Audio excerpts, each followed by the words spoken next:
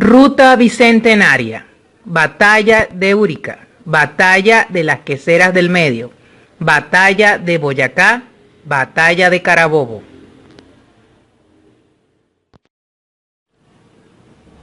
Batalla de Urica, 5 de diciembre de 1814. Efemérides. 5 de diciembre de 1814.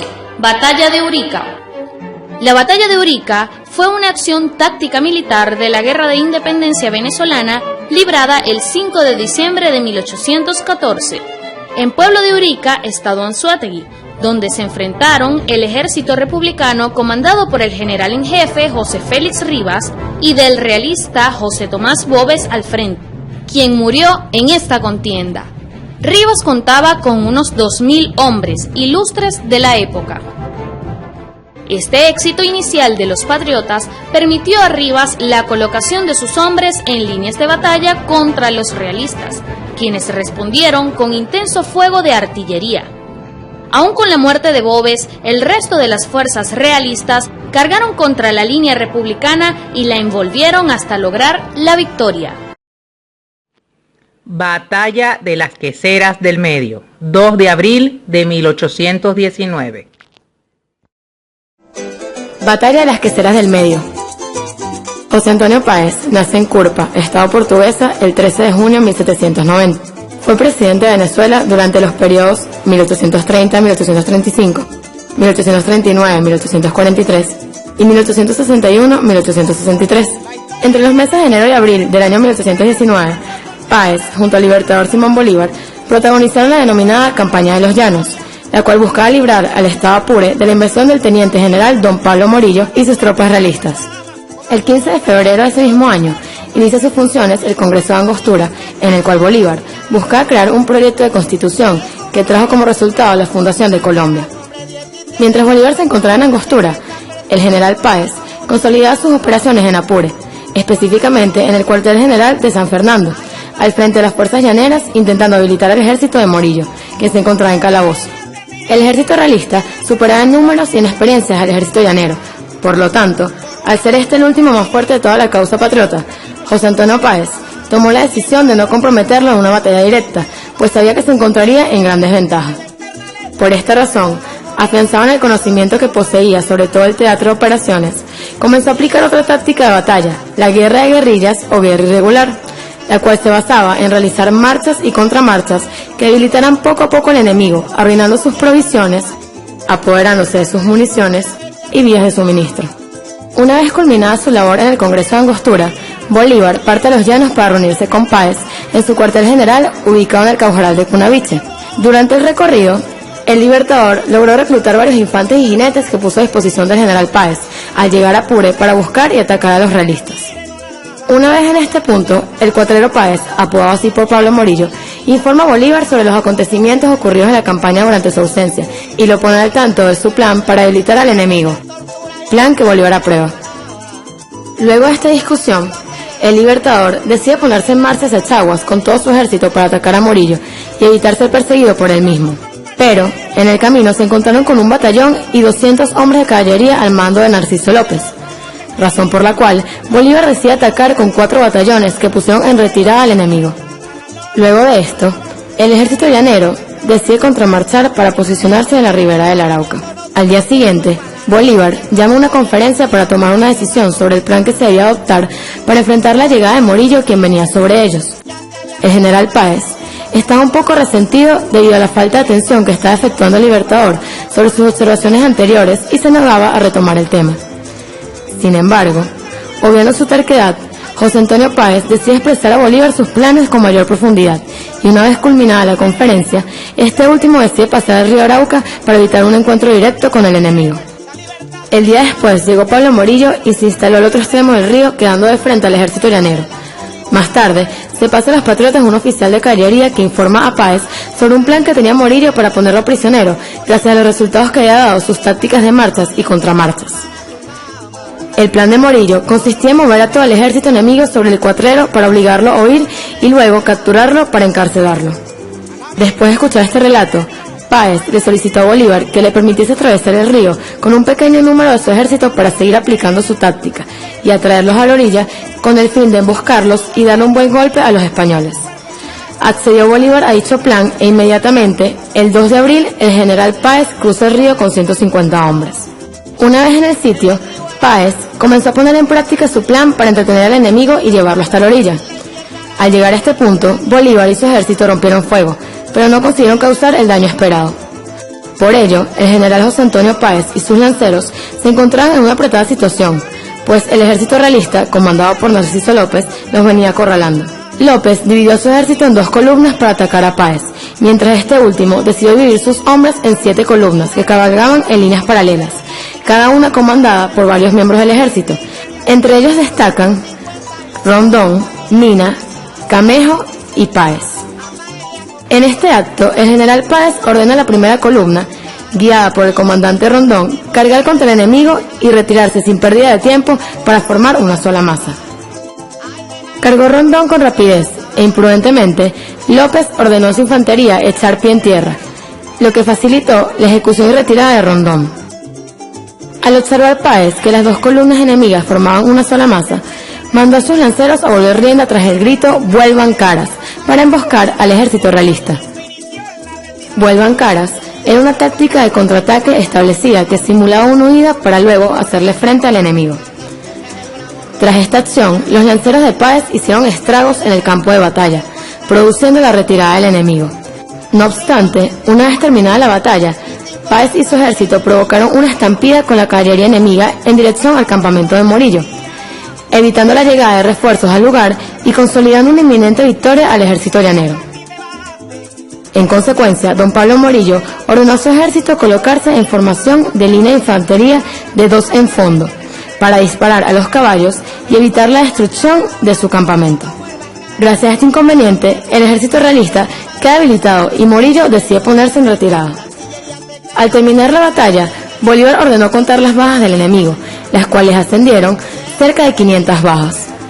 Mientras que por parte de los lanceros de general Páez, solo resultaron heridos algunos jinetes y sufrieron 2 bajas. Estos fueron Isidoro Mujica y el cabo primero Manuel Martínez.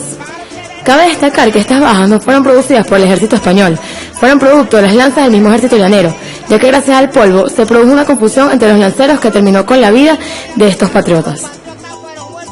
Después de esta formidable acción, la mañana del 3 de abril, Bolívar otorgó la orden de libertador a Páez y sus 150 lanceros y lanzó la siguiente proclama.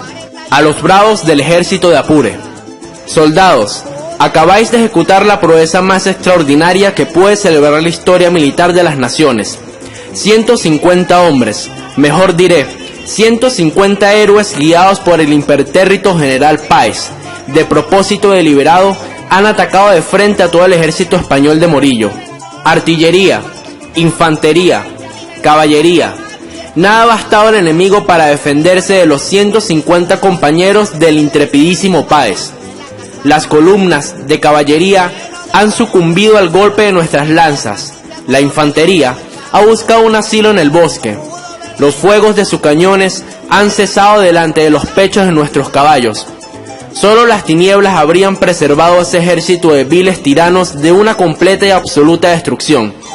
Soldados, lo que se ha hecho no es más que un preludio de lo que podéis hacer.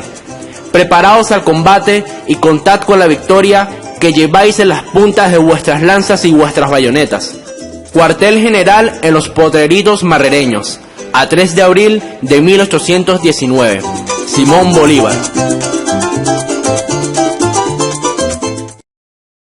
Batalla de Boyacá, 7 de agosto de 1819.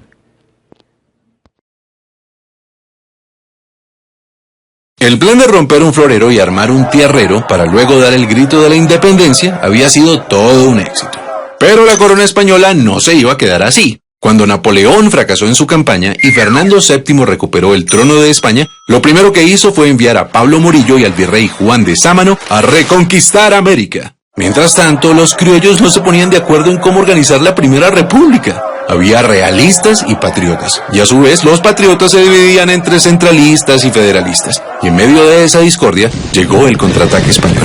Durante la Reconquista murieron grandes personajes y los patriotas que sobrevivieron se fueron a resistir al Casanare. Y también al mismo Casanare llegó Simón Bolívar. Su lucha por la independencia ya llevaba años. De hecho, él estaba en Londres en una misión diplomática cuando ocurrió el Grito de Independencia de 1810. Y fue en 1819 que unió fuerzas con Santander para liberar la Nueva Granada. Y sí, el 11 de junio, en medio del invierno y después de atravesar el vasto llano, Bolívar y Santander se reunieron en Tame, a orillas de la Cordillera Oriental. La idea era simple: formar un solo ejército patriota con más de 2.500 almas y atacar al poderoso ejército realista al mando del general José María Barreiro.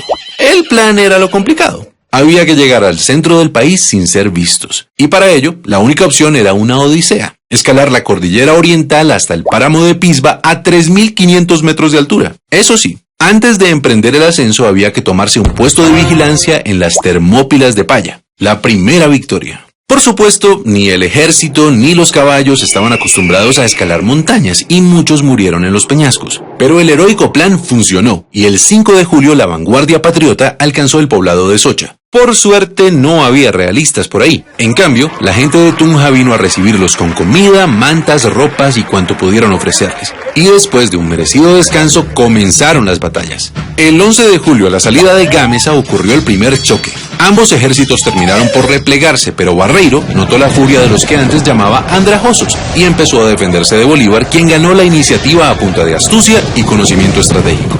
Los patriotas avanzaron en Tasco, Beteitiva y Cerinza. Cuando Barreiro vio que llegaban patriotas por el valle de Duitama, se sintió rodeado y el 17 de julio abandonó su cuartel en Tópaga para ir a pertrecharse en Paipa y tratar de prender alarmas en Santa Fe. La iniciativa estaba del lado de los patriotas, y en la madrugada del 25 de julio, un día después del cumpleaños de Bolívar, el ejército patriota decidió lanzar el siguiente ataque.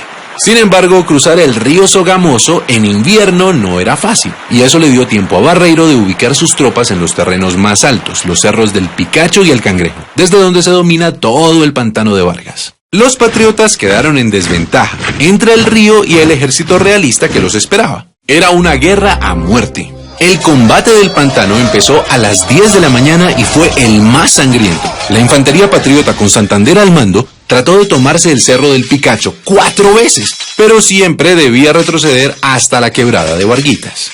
Al ver a su enemigo debilitado, Barreiro clavó la bandera española en el cerro y gritó: ¡Viva España! ¡Viva el rey de España! Y se lanzó a toda carga contra los patriotas. Bolívar dijo: se nos vino la caballería encima y se nos perdió la batalla. En esas apareció el coronel Juan José Rondón, un intrépido llanero seguido de 14 jinetes, y le dijo a Bolívar: mi general, ¿cómo vamos a perder si nosotros no hemos peleado? Y pidió una última oportunidad de atacar. Bolívar contestó: coronel Rondón, salve a usted la patria.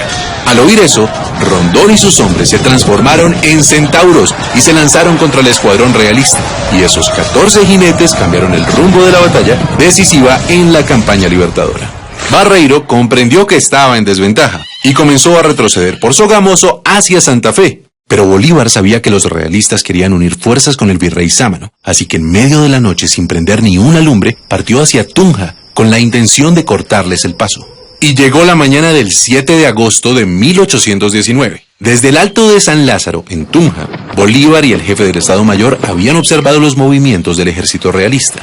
Bolívar se adelantó hasta el puente de Boyacá. Gracias a eso logró ubicarse mejor y esta vez dividió en dos a los realistas, que habían dejado una brecha entre el grueso del ejército y la vanguardia. A las 2 de la tarde, el desprevenido jefe de la vanguardia realista pensó que era un buen momento para almorzar, cuando por su espalda vio llegar a los primeros jinetes patriotas. Al principio creyó que era solo un puñado y quiso perseguirlos, pero pronto quedó asombrado. Entre la niebla vio aparecer la tropa patriota en formación de combate. Durante la batalla, Bolívar se ubicó en lo alto, en la Casa de Teja, para controlar los movimientos desde ahí. A las 3 de la tarde la pelea era intensa, pero los patriotas estaban comunicados entre sí, mientras que los realistas seguían divididos. El general Santander hizo retroceder a la vanguardia realista hasta el otro lado del puente de Boyacá, donde los patriotas los esperaban. Y aunque el grueso del ejército de Barreiro atacó, otra vez Rondón y sus lanceros embistieron sin miedo, de frente y por el centro. La victoria fue rápida y contundente. Barreiro fue arrestado y el ejército realista se dio por vencido. Así, a las 4 de la tarde del 7 de agosto de 1819 terminó la batalla, y con ella una travesía que abrió las puertas a la independencia de todo un continente. Celebremos la batalla de Boyacá recordando a todos aquellos hombres y mujeres que lucharon por nuestra libertad. Batalla de Carabobo, 24 de junio de 1821.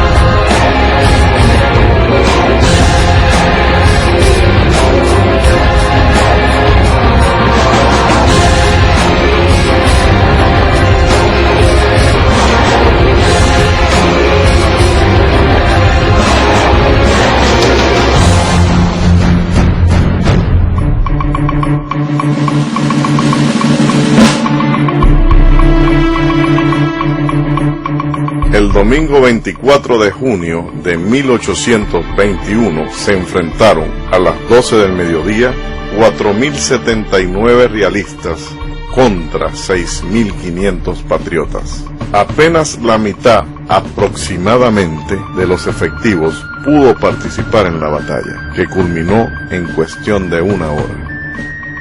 Miguel de la Torre dirigió a los realistas y yo al ejército patriota. La batalla de Carabobo aseguró la independencia de Venezuela. Si bien hubo que esperar hasta el 24 de julio de 1823 para ubicarla definitivamente con la batalla naval del lago de Maracaibo. El 24 de junio de 1821 se enfrentan en el campo de batalla el ejército patriota, comandado por nuestro libertador Simón Bolívar, contra el ejército realista, bajo el mando de Miguel de la Torre, cerca de la ciudad de Valencia, estado Carabobo. Este enfrentamiento pasó a la historia como la Batalla de Carabobo. Tras una década comandando ejércitos, el fino olfato militar del Libertador le permite descubrir que el ala derecha enemiga se halla desprotegida, por lo que decide abordar a los realistas por este flanco. Tras esta audaz estrategia y un encarnizado combate, los patriotas ganan la batalla, victoria que fue decisiva para la liberación de Caracas y el impulso emancipador de nuestro continente. La lucha por la independencia continúa. Actividades a realizar.